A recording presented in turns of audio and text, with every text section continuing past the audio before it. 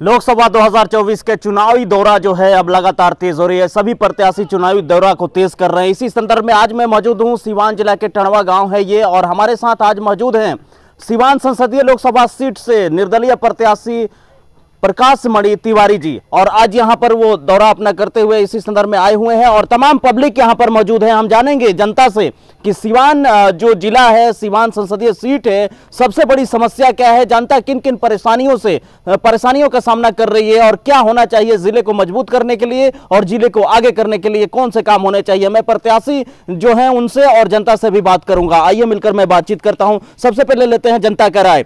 सीवान जो संसदीय सीट है, आपके नजरिए से देखा जाए तो सीवान को किस तरीके से बदलना चाहिए? सीवान में स्वास्थ्य और शिक्षा इसकी कमी है, और जो सीवान का जो सिसवन ढाला बोला गया है वो सबसे बड़ी समस्या है। सिसवन ढाला सबसे बड़ी समस्या है, बहुत बड़ा समस्या है। क्या आपको लगता है कि जो पार्टियां वादा करती हैं फिर वादा कर रही हैं, वो उनके आने के बाद सीवान में बदलाव होगा? बदलाव तो होना चाहिए, और आते हैं और कह के चले जाते हैं और उसके बाद तो दिखते नहीं हैं। तो बदलाव जरूरी है, इसके लिए हम। क्या नाम हुआ आपका? मेरा नाम प्रभाकर पांडे हुआ है। और सीवान की जनता की बात करें तो जनता की सबसे बड़ी समस्या क्या है सीवान में? अभी तो हमारे भाई कहबे किए कि समस्या वही है कि शिक्षा, मेडिकल, ये सब की कमी है।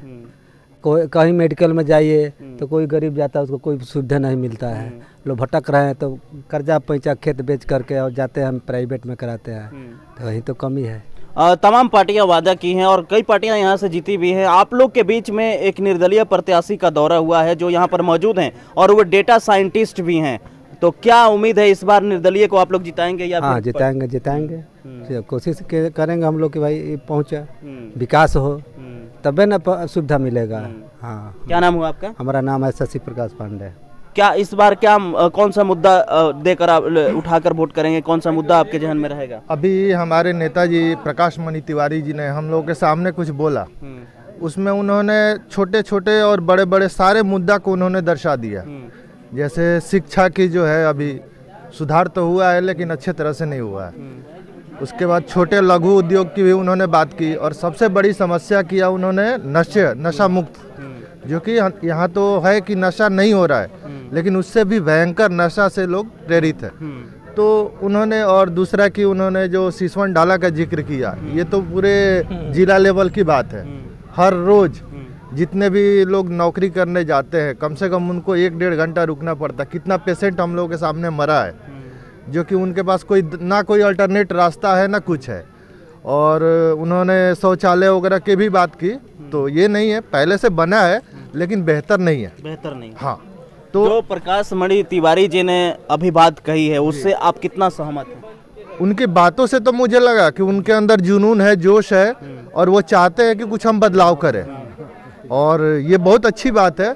एटलीस्ट वो सबके सामने कह तो रहे हैं कि उनके मन में क्या है, वो करना क्या चाहते हैं। वो तो बात की बात है, वो कितना कर पाएंगे नहीं कर पाएंगे, लेकिन ऐसे लग रहा है बातों से कि उनके अंदर जुनून है।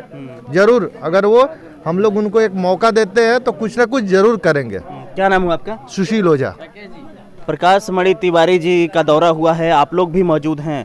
कैसा लग रहा है? आप निर्दलीय प्रत्याशी हैं, आपको कैसा लगे, उनके बात विचार कैसा लगा? क्या वाकई में निर्दलीय यहाँ से सीवान से सही है या फिर पार्टी लेवल का कैंडिडेट? नहीं, निर्दलीय सही है, इसलिए कि जो व्यवस्था चली आ रही है और लोग में सत्ता पार्टी वाले ही इसका ये फायदा ले रहे हैं, तो निर्दलीय प्रत्याशी को अवसर मिलना चाहिए, और जो कह रहे हैं उनके बात से हम पूरा सहमत हैं। क्या नाम हुआ आपका? ओम प्रकाश सिंह। और भी लोग हमारे साथ मौजूद हैं जो कि प्रकाश मणि तिवारी जी के साथ यहाँ पर मौजूद हैं। हम उन लोगों से बातचीत करेंगे। जिस तरीके से इन्होंने तमाम मुद्दों को एक एक करके बताया है और निवारण करने का भी उन्होंने सजेशन दिया है कि एक वेल क्वालिफाइड कैंडिडेट लाइए तो निवारण होगा, इससे कितना सहमत हैं आप? हम बिल्कुल सहमत हैं। प्रकाश मणि जी जैसा क्वालिफाइड नेता कोई नहीं है, अभी तक जितना खड़ा हुआ है कोई नहीं है। प्रकाश मणि जी एक ठो रिसर्च किए हैं और सब बता रहे थे। हम लोगों का समस्या तो यही ना है कि भाई सेशन लेट ना हो। सेशन लेट होने से लड़के सब एक्सपायर हो जाए, एज एक्सपायर हो जाता है, किसी काम के नहीं रह जाते। डेटा साइंटिस्ट भी हैं। हाँ, वो हम जानते हैं। एक ठो ग्रेजुएशन करने में इन लोगों को 5 से 6 बरस का समय लग जा रहा है। तो ये सब सुधार हो। नेता लोग तो सभी आकर के कहते हैं कि सब सुधार होगा, लेकिन किया कोई आज तक नहीं। यदि प्रकाश मणि जी इस सब पर गंभीर हैं तो हम लोग अपना वोट करेंगे इनको। क्या नाम हुआ आपका? हमारा नाम अजय पांडे हुआ। जिस गंभीर समस्या से सिवान जूझ रहा है, वाकई क्या प्रकाश मणि जैसे उम्मीदवार अगर यहाँ से जीतते हैं तो दूर होगा? जी जरूर दूर होगा। हम लोग को पूरा विश्वास है कि प्रकाश मणि जो है आए हैं हमारे यहाँ बढ़िया काम करेंगे। और सिसवन ढाला जो बगल में सभी लोग बताए समस्या को, वो हम लोग को सब लोग के सामने दिखाई पड़ता है। तो हम लोग को महसूस होता है कि तिवारी बढ़िया काम करेंगे। ठीक है, बहुत सारे कैंडिडेट भी यहाँ पे आए, उन सारे कैंडिडेट में प्रकाश मणि तिवारी कैसे लगे आपको? 1 नंबर स्थान इनका हम लोग के देखने में लगता है। लेकिन बड़ी वादा लोग किए, लेकिन सब लोग फेल कर गए, कोई सक्षम नहीं आया हुआ। इसलिए हम इनको समर्थन देते हैं, सब लोग हम लोग तैयार हैं। क्या नाम हुआ आपका? जनार्दन मिश्रा। बाबा प्रकाश मणि जी आयल बनी, कैसन लगा था, कैसन प्रत्याशी लागत है? अभी तक लेता ऐसा हमारा लगा नेता कोई नहीं आई। हाँ, ऐसा नेता कोई नहीं आया है। जो भी आया डाकू चोर बेईमान। हाँ, ऐसा नेता कोई नहीं है कि अपना भाव पहले प्रकट किए और उस प्रकट पर हम लोग अपना ताली मारे हैं। हाँ, और उनका हम अपने इच्छा से इनको विजयी घोषित करेंगे। जो बात वो बोले हैं एकदम एक्चुअल बोले हैं सिवान और सिवान के समस्या एकदम अच्छे बोले हैं। उसके जैसा कोई अभी बोलते नहीं है, आते हैं और 5 मिनट बैठे और चले गए। वो नेता कैसा है? पब्लिक से दर्शक नहीं हुआ तो नेता किस? अच्छा, यहाँ पे एनडीए के प्रत्याशी भी आए हुए थे, विजय लक्ष्मी, उनको जानते हैं? जी हम जानते हैं। वो कैसे हैं? पहले आए तो उनको बाकी ये सबसे अच्छे है हमारे लिए। ये सबसे अच्छे। क्या नाम हुआ आपका? अलखनाथ पांडे। बहुत सारे जो जनता है उनकी राय मैंने जान ली है। आइए प्रकाश मणि तिवारी जी से बातचीत करते हैं, जो भावी निर्दलीय प्रत्याशी हैं सिवान संसदीय लोकसभा सीट से। जिस तरीके से लोगों का रिस्पॉन्स है, हम आपसे चाहेंगे कि सिवान और सिवान को बदलने के लिए सबसे पहली प्राथमिकता क्या होनी चाहिए? देखिए, पूरे सिवान में केवल सिसवन ढाला तो नहीं है समस्या, सिसवन ढाला तो सबसे मेजर में, इसके अलावा भी कोई ऐसा बाजार नहीं है सिवान का जहाँ पे जाम की समस्या ना हो। तो मैं तो बार बार कहता हूँ, आज से 1.5-2 साल पहले से चिल्ला रहा हूँ, जहाँ चाहे वहाँ रहा है। जरूरी नहीं है कि आप 100-200 करोड़ आएगा तो फ्लाईओवर ही बनाएंगे। आप अंडरग्राउंड सबवे बनवा सकते हैं, चाप ढाला से आप कनेक्टिंग रोड बनवा सकते हैं। भाई आप चाहेंगे तो बहुत सारे ऑप्शन है, एक चीज को पूरा करने के बहुत सारे रास्ते होते हैं। अब अगर आपको फंड मिलता है तो आप करवाइए, लेकिन प्रॉब्लम क्या है कि लोग यहाँ पे L&T जैसे या टाटा जैसे कंपनियों को लोग ठेका नहीं देते हैं, क्योंकि उसमें कमीशन नहीं मिलता है।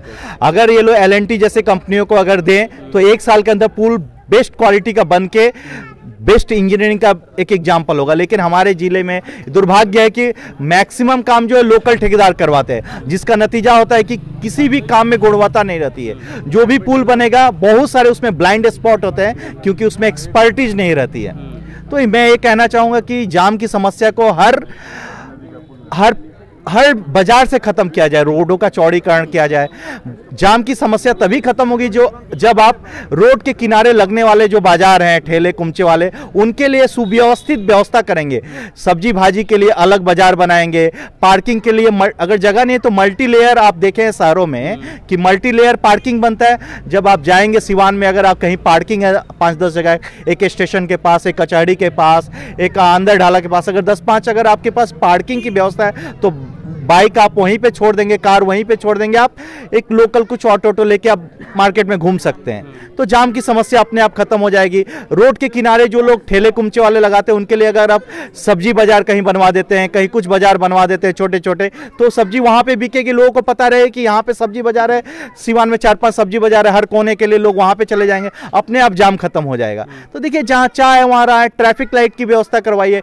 क्राइम को कम करना है तो हर चौक चौराहे पे CCTV कैमरा लगवाइए। कितना खर्च आता है, लेकिन यहाँ पे लोगों की वो भावना है ही नहीं कि प्रॉब्लम को कैसे सॉल्व किया, बस प्रॉब्लम दिखाना, प्रॉब्लम के नाम पे वोट लेना और आपके जज्बात से खेलना है।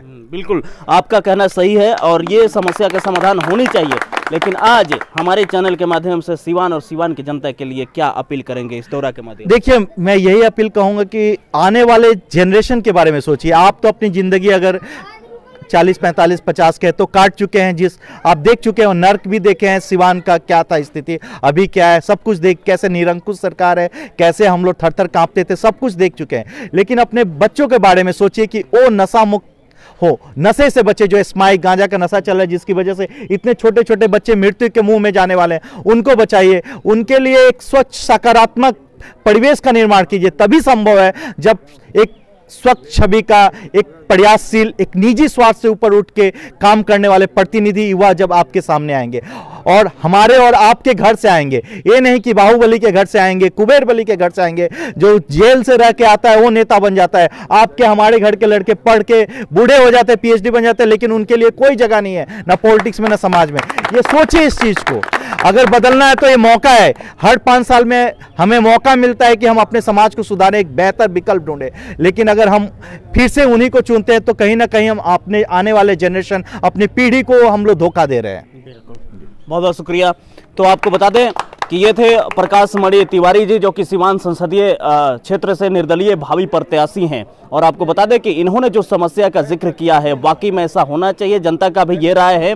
बने रहे हमारे चैनल के साथ और आने वाले 25 मई को भारी से भारी संख्या में जाकर मतदान करिए, यही अपील मैं करता हूं। और महातंत्र जो महापर्व है लोकतंत्र का, उसका हिस्सा बनिए। देखते रहिए हसनपुरा न्यूज एक्सप्रेस। जय हिंद।